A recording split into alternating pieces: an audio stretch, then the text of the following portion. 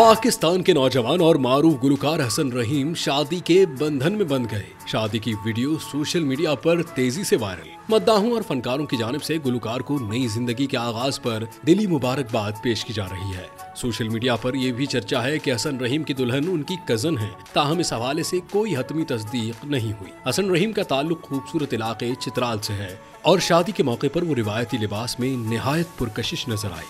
उनकी दुल्हन ने आसमानी नीले रंग का उरूसी जोड़ा पहना हुआ था, जो शादी की खूबसूरती में इजाफा कर रहा था। इस खुशी के मौके पर हसन के करीबी रिश्तेदार और दोस्त भी मौजूद थे, जो इस खुशगवार लम्हे में उनके साथ शरीक हुए। हसन की मुस्कुराहट और खुशी वाज़ेह तौर पर देखी गई।